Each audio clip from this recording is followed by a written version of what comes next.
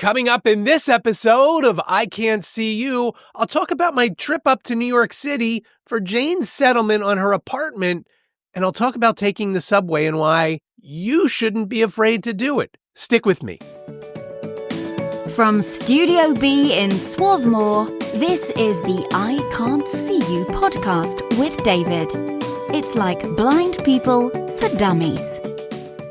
Hello there, and welcome to another episode of iCantCU. My name is David, at David Benj on all the socials.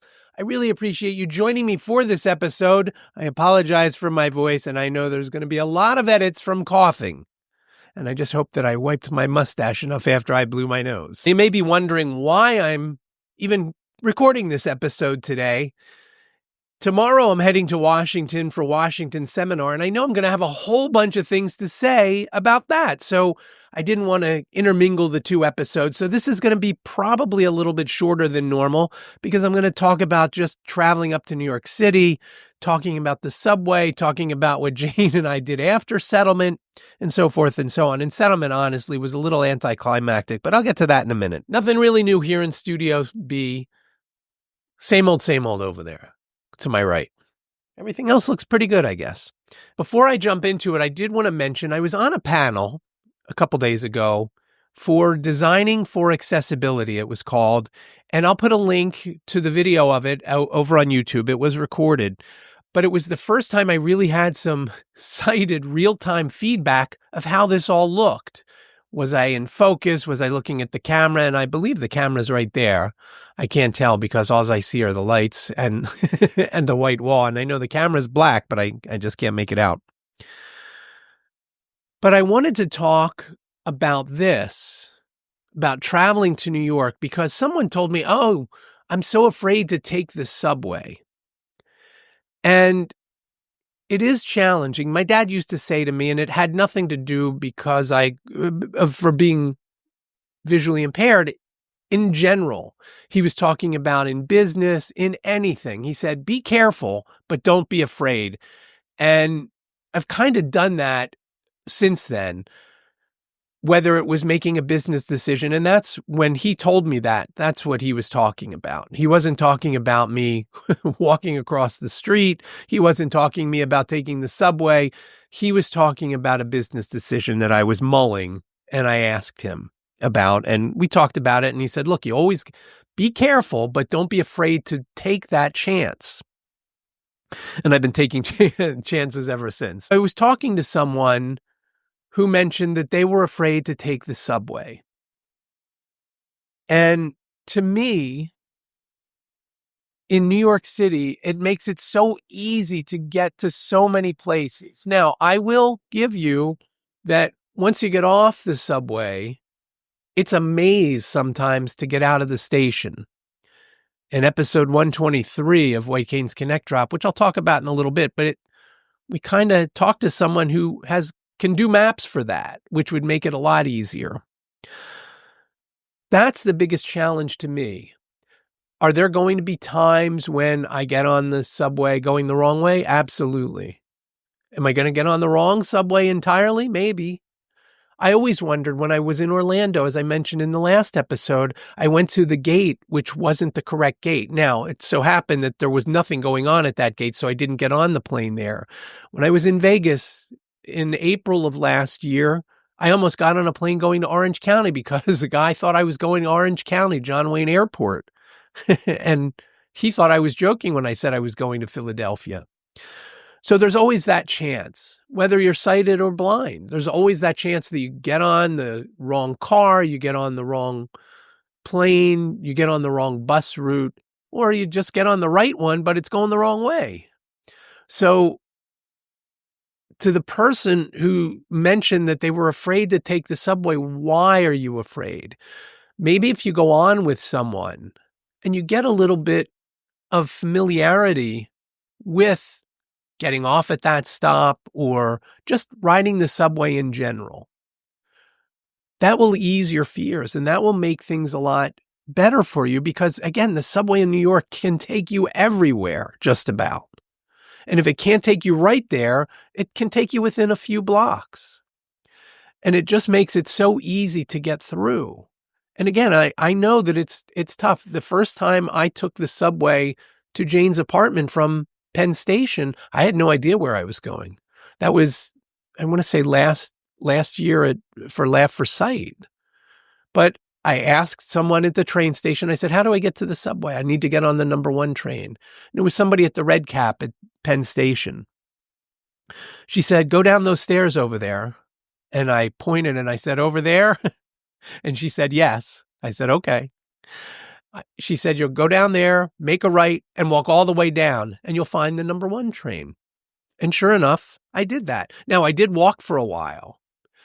Now, and I guess that was 2 Octobers ago, not last October. Last October, I got off in Moynihan, so finding the one was a little bit different, and I wandered around. And when I got to a specific spot, I'm thinking, boy, this seems familiar to me. I wonder if I just went to the left here, if that would get me to the 1 train. So I made the left and I walked down. Again, there wasn't any time constraints. I wasn't rushing to get somewhere. And I saw a couple of people in line, and I went up to the ticket agent and I said, is this the one? And they told me yes. I pulled out my phone, I scanned my Apple Pay, and I got on. And because once I was through, I remembered what the subway person, the MTA person had told me the last time, which was my first time going through. Once you get through the turnstiles, walk all the way down, and there'll be an elevator to take you up to the platform. Great. And as I told you in the last episode, I had to take the elevator on my own last time, and I hit the call button as opposed to the button to get the elevator. But all was good. I mean, I got to the platform, got on the train, got to Jane's place.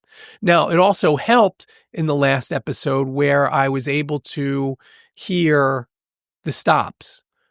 When I went the time before that, which was for Laugh for Sight last October, I couldn't hear the stops. So I had to ask people, was this 103rd Street? Now, I knew that it was coming up because, as I mentioned again in the last episode, there are a few stops that have a middle platform. So the doors open on a different side of the car. So I knew that once I got to that one, it felt around the time, and I got off because I asked somebody, I said, is this 103rd? So it doesn't matter if you've never done it before on your own. It doesn't matter about that. You just got to do it. Because once you do it, you'll say, wow, why didn't I do that before? It will just make it so easy for you to get places, and you'll get more confidence. The more times you do it, you'll get more confident. And that's the biggest thing. In the blind community, if you've never done it before, again, going to that hotel in Orlando, I walked around. That's the first thing I do when I get to a new place. I like to just wander around. I did it when we went to Erie. I had never been to that hotel in the convention center and the other hotel. So I wandered around. It was a quiet time. Like, we got there late, and at 10 o'clock at night where not too much was going on, I just wandered around to look to see where things were. I used my phone in Seeing AI to read some of the signs that were at the doors for where the different events were going to be for our convention. And you get the idea of where everything is. So the next day when you are rushed, oh, I got to go over there. Oh, I got to go back that way. I know that I've got to follow this path, and when it turns into carpet, I know I got to make a right. And that's how you figure stuff out. So you shouldn't be afraid to do it. Now, let me tell you about the rest of the trip. And assuming she approves of the video that I took from her apartment, I will be running the B-roll now. I mean, there's not a lot to it. If you have a decent sized dining room table in your house, that's the size of Jane's kitchen. I mean, the whole kitchen. The size of a dining room table. Our dining room table was, I want to say, 36 inches wide by 84 inches long. That table, if you cleared everything out of her kitchen, wouldn't have fit in her kitchen. That's how tiny her kitchen is. But what I'm showing is it's a studio, is the main room of the studio. Now, she has 3 nice sized closets, which is awesome.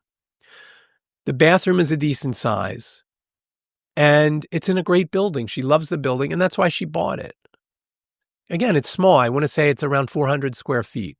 So look around your house. If you have a room that's 20 by 20, that's Jane's place. There's a hallway. And again, the closets are good. There's not a lot of storage in the kitchen. The kitchen really needs to be refigured. And I don't know how you can do it because there's some dead space in one of the cabinets. So she's going to need some help with that. But it's a nice place. She'll put her own touches on it as she's there. And again, it's in a nice building. So when I got up to her apartment, and I didn't know what I was going to do because I had a little bit of time, and I ended up wandering around Penn Station before I got on the subway and did all that. I thought, let me wander around. When I wasn't sure where I was coming up at. I was following the masses, so I just went up a staircase. And I really wanted to go to Moynihan because I know there's a Starbucks in Moynihan, and I was freezing on the train. My whole body was good. From my knees down were ice cold. And I just wanted to walk around and get some tea, which obviously I could use right now. But I was wandering. When I got up to the top, I thought, oh, this sounds like Penn. And it was. And I thought, okay, again, let me wander around and see what's where. And sure enough, when I wandered around, I wandered over to where the Starbucks used to be.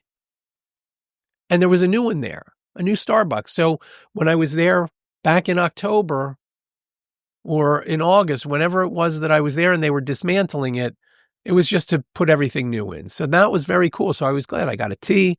I hung around the station. I let it cool down a little bit. I drank it. The one thing I couldn't find, and I could never find, are trash cans.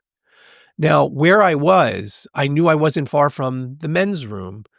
And that was confirmed when I heard somebody using the blowers to dry their hands. So I always know that there's a trash can in the men's room. So I went to the men's room when my tea was done steeping, and I put the tea bags in the trash. I went back out to the main area of the station to drink my tea, and kind of leaning up against a railing. And I have some B-roll of that as well. So I just kind of hung out at the station while I was drinking my tea and listening to hear everything that was going on. And I kind of had an idea at this point that I was at the right spot. I was leaning on a railing that was going to an escalator down. And I thought, oh, I think this is where I need to go down to get onto the subway. And to confirm that, after I finished my tea and threw the cup out back in the men's room, I think I may have even used the men's room, I came back out and I remembered that about 10 or 15 paces forward on my left was the red cap. And so I walked over that way to verify, and it was.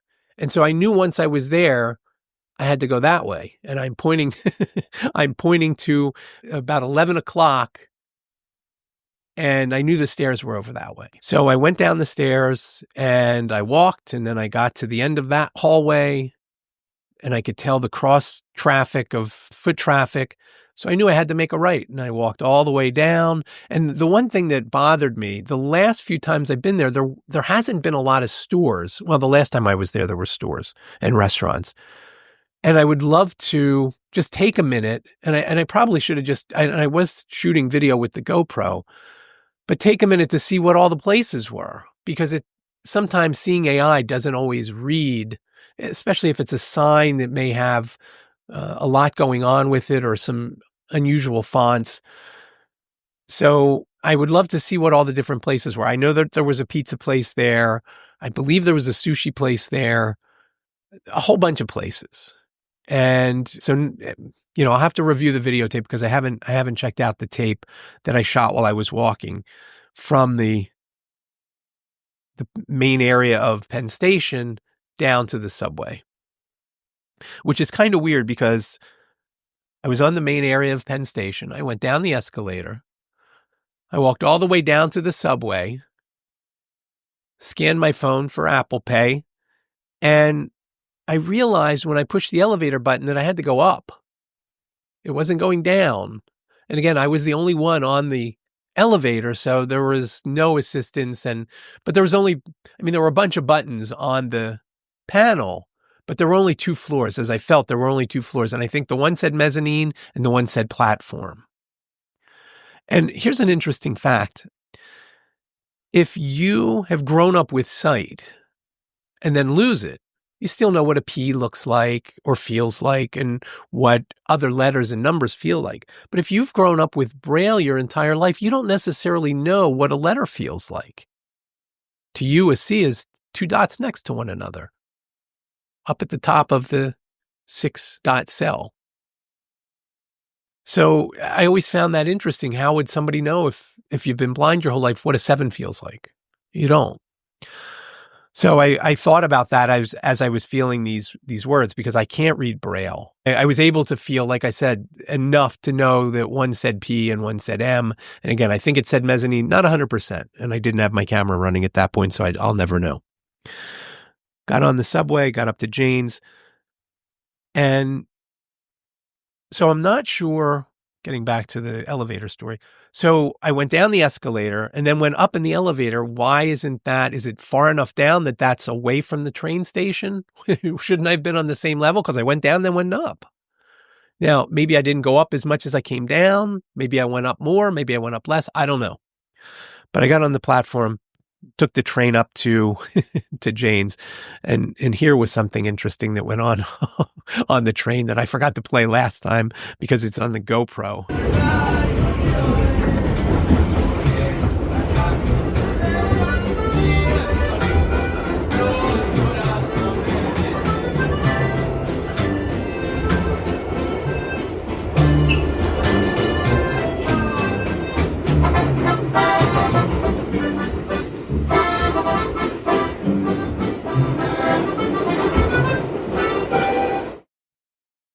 So when I got to Jane's, Jane was busy. She was working. And it was interesting because I knew where her place is and where Settlement was, which I want to say it was on Park Avenue. I don't remember. But we ended up taking a car to go to the Settlement. And I was a little worried. Jane wanted to stay on and do work. She was working. Finally, at 1:15, Settlement was at 2. I said, come on, we got to go. I already had my 17 layers on, and her apartment was warm because heat is free and it's it's in abundance there.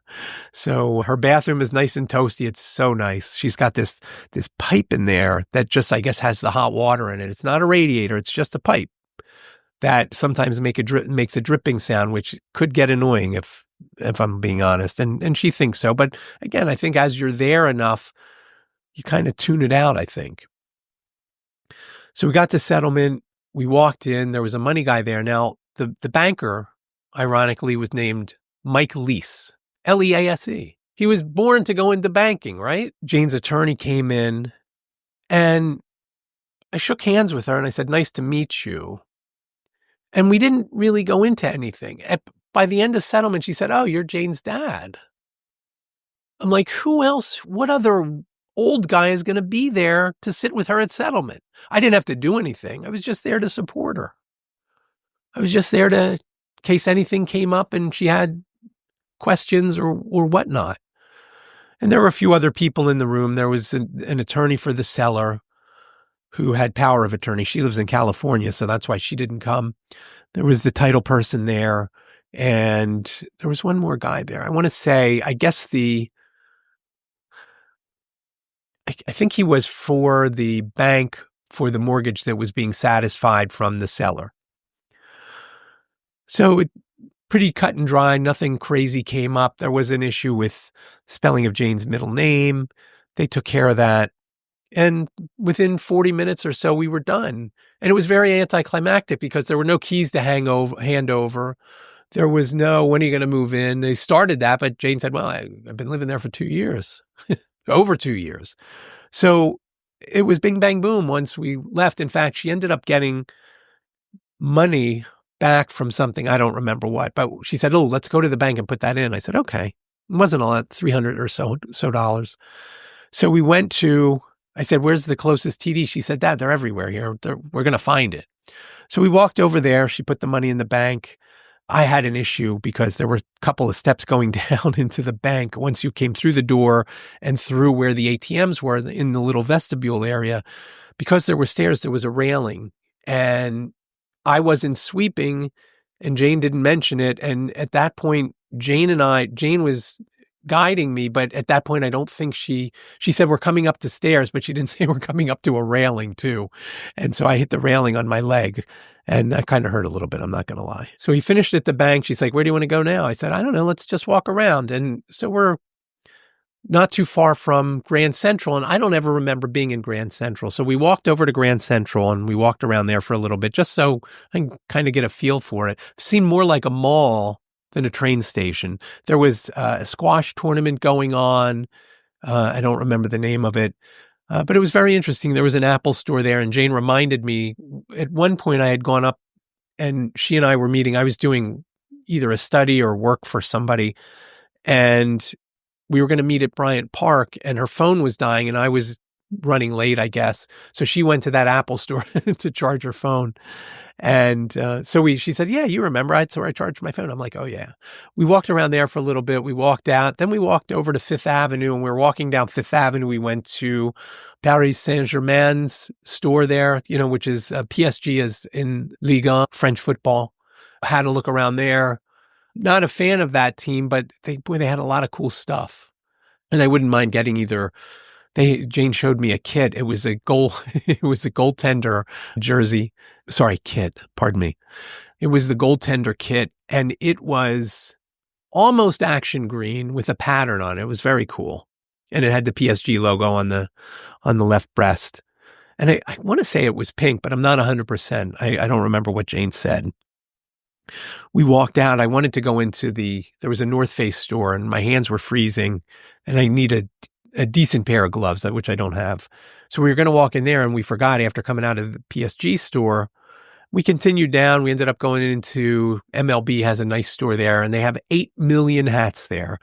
They had the Phillies hat, regular one. They had the Phillies alternate hat, which is blue with the red P and the red bill. They had a Philly Fanatic hat, which was, I think it was red with the blue and then the Fanatic on it, which was kind of cool. They had all these alternate, I guess they're made for women because they were, I want to say pinks, light pink and light blue with the logos being in the opposite. And Jane would have bought a Phillies one if they had that in the pink. I think they had it in the light blue, but not in the pink. We looked around at other hats and jerseys. They had the crazy alternate jersey, the jerseys the Phillies wore on their Friday night games at home, which has this really weird font, but the font was taken from some historical document. And they're like, I want to say it's blue, but to me it looks green. I, again, can't judge me and go by what I say. Then we walked over to 30 Rock, and there are stores below 30 Rock, and you can see there's a little ice rink out in front, which if you're watching on YouTube, you're seeing the Zamboni, a little baby Zamboni driving around doing the ice. And we walked in there. There's a store there that Jane loves, a candy store, which you see her going nuts, going from one thing to another. And most of the candy was good. There was one that was just awful. It tasted like, first of all, it was like eating an eraser. Not that I've eaten an eraser, but it was like that. It was that texture, and it tasted like flan. I don't like flan, so I was not a fan. But all the other stuff was good. And so we ate some of that. And that was what she wanted to do to celebrate, which was funny because I was watching about a year ago, follow this young couple, probably around Jane's age, that moved to Spain. And they were going through getting their documentation from the Spanish consulate. I think they lived out in California. I don't remember. But afterwards, they celebrated by going into one of these candy stores. Now, this candy store was mostly Swedish candy, and I don't know too much about it, and I don't remember the name of it. That if I remember the name, or when I talk to Jane before I do the show notes, I'll put that in there. So we had that, and we walked around some more. And I said, well, all right, well, what are we going to do now? She's like, okay, well, I said, why don't we go back to your place and just chill until it's time to go for dinner? We had a reservation for dinner at a Japanese place, which was really good. But we had some time to relax at her apartment for a little bit. And she did a little more work. And I was on my phone, probably driving her nuts with voiceover. We went to the Japanese place. And then the best is we went to Salt and Straw for dessert. Salt and Straw. Did we take a car? I don't remember if we took a car or if we walked. I think we walked. And we could have taken the subway. It's only a couple of blocks. But we then took a car. We talked about walking back to the train station, the subway station, to go to Penn Station. When I was leaving, I said, Jane, we're going to be freezing when we come out of this ice cream store. So we went to Salt and Straw. We tried almost every flavor, and they really encourage you to try all the different flavors. We got 2 vegan flavors, 2 regular flavors. We got the vegan flavors because they were flavors that sounded interesting to us, not because they were vegan or whatnot, because neither of us are vegan. Jane was vegan for 15 months back when she was in college. It was awful because we couldn't go to most restaurants we wanted to go to. So we had a flight, like I said, and just the flavors there are so good. The girl that helped us was, oh my God, she was outstanding, to the point where when I scanned my phone to pay, Jane looked over and saw that there was a place to leave a tip. So she gave her a tip, and we hung out at the store, and I want to say it was 85 or 90 degrees in the store. And it was a fairly cold day. It wasn't terribly cold, but it was probably in the low 30s, upper 20s. Finished our ice cream, ordered an Uber or Lyft. I want to say it was an Uber, who pulled up down the street, across the street, and in the previous block. And Jane said, give me your phone, because I ordered it on my phone.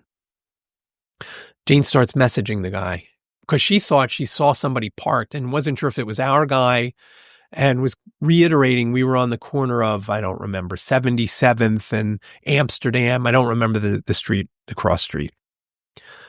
Wherever Salt and Straw was, we were literally in front. And I want to say it was 77th in Amsterdam. So finally he came up and picked us up, and then went the wrong way, headed north instead of south to go to the train station. It was the first time that I gave somebody 1 star. It was just a long ride. It was expensive, more expensive than it needed to be. And it was just, we were in the car too long. And that part wasn't good. Got to the train station. I was a little fearful because I wanted to get pickles from Jacob's Pickles. And we walked over there, and sure enough, they still had some. So I was very excited. Now the only problem was I only ordered 1. I only got 1. I guess they're quarts. I should have gotten 2 because it didn't last me a week. I finished on Friday. I finished them yesterday, Friday. I'm recording this on Saturday. I got them the previous Friday, but I didn't start eating them until Saturday. So a quart of pickles lasted 1 week. So all in all, it was a very productive day. And again, doing the stuff on my own always makes me feel great. And then when I got to the apartment, when I got to Jane's apartment building, I happened to walk into an elevator. Somebody was already on there. So, they said, what floor? And I said 5. They pushed 5 for me, and boom. Now I will say this, and I mentioned it to Jane. The elevators are not accessible, meaning if I pushed 5 and I was on my own, I'd have to, when the door opened, I'd have to reach out and feel there's usually a plate next to the door around eye level that will have both a raised number as well as the number in Braille. It didn't even ding each time you went to a new floor. It didn't even do that. So that makes it tricky. Now, there's not a lot of floors. I don't know how many floors there are. 7, 10, I don't remember. It's not a huge building. I mean, there's 300 or so units, but I want to say it's only like 10 floors or so. I don't remember. And I didn't get to go. I wanted to go to the roof. We didn't go. It was a little windy and, like I said, cold. We didn't go to the solarium. On a warm day, I'll take some video of that. But all in all, it was a great day. And of course, very proud of Jane for buying the place. And now she doesn't have to worry about moving until she's ready to move on to a different place. And hopefully over the course of time that she's there, like most real estate other than my first house, we bought low and sold high. And hopefully that'll be the case for her when it's time to move to a new place. But it was a fun day. We had a good time walking around. I guess it was Midtown along 5th Avenue, 42nd Street, and however far up we went. And I really enjoyed it. I really enjoyed the sushi that we had after, for dinner was great. I had, what was it called? Crunchy rice. Oh my God, it was so good. Problem is, I don't think Liz would eat it because it has the raw tuna on, and I don't think she would eat that. So we're not going there. We're going up in a couple of weeks to visit Jane and take her some things here that too big to carry on the train. We're going to bring some stuff home. Also too much for me to bring home on the train. So we'll do that. on the 15th. But it was a fun day. Now, I mentioned, like I did in the last episode 123 of White Canes Connect, we had Brandon Biggs on from XR Navigation. You can find his company at xrnavigation.io. You can also find his map called Audium at audium.net. And it is a very accessible map so that it gives you a step-by-step, which you can listen to, go 7 steps forward, 2 steps right. And on the show notes of the episode, there is a link to the map for CSUN. CSUN is a conference for disability tech, basically. And the letter CSUN, CSUN. I don't remember what it stands for. My friend Brian is going, so I'm looking forward to hearing his report. I'm going to send him a link to the map so he can use the map while he's there, so he can get around the exhibit hall. The cool thing about that is, even if he doesn't use it while he's there, he can still have a look at where the different vendors are that he might want to see. And with him, it's to learn about the tech and maybe have future guests on that Real Blind Tech show. So we had Brandon on, and he's a young guy, but it was a good episode. And there's also a demo. He did this demo. Now, the editing did take me a little bit longer than normal because of some of the things that were going on with the demo. But I thought the episode came out great. Again, episode 123 of White Canes Connect, featuring Brandon Biggs from XR Navigation and Audium, the accessible map. Check that out if you're interested in that. I really do appreciate you joining me for this episode of iCantCU. Remember, you can check out the show notes, iCantCU.com/280, iCantCU.com/280. And remember, iCantCU sounds like a whole sentence, but it's only 7 characters long. iCantCU.com/280. And if you go to the show notes page at iCantCU.com/280, you can also see the video for this very episode. So you don't have to go over to youtube.com/@iCantCU. You can go right to the show notes page. Everything's there. And I hope in the near future to really have that new website up. But that's another story for another day. Reach out, 646-926-6350. You've got up to 3 minutes. Leave your name and town if you do leave a voicemail. Questions, comments, show ideas, something you liked, something you don't like. If you like the B-roll that I shot, let me know. Anything. Again, 646-926-6350. You can also reach out via email, iCantCUpodcast@gmail.com. That's iCantCUpodcast@gmail.com. Also, there's the socials, @DavidBenge, LinkedIn, Twitter, X, Threads, Instagram, Facebook, all those places. Reach out and connect with me. That would be great, and we can start a conversation. I really appreciate you joining me for this episode. Thank you for putting up with my crazy voice. Be well, stay safe, and I'll talk to you in the next episode. Thank you for listening to the iCantCU podcast with David. Please rate, review, and subscribe to the podcast wherever you listen. And don't forget to share the podcast with your friends.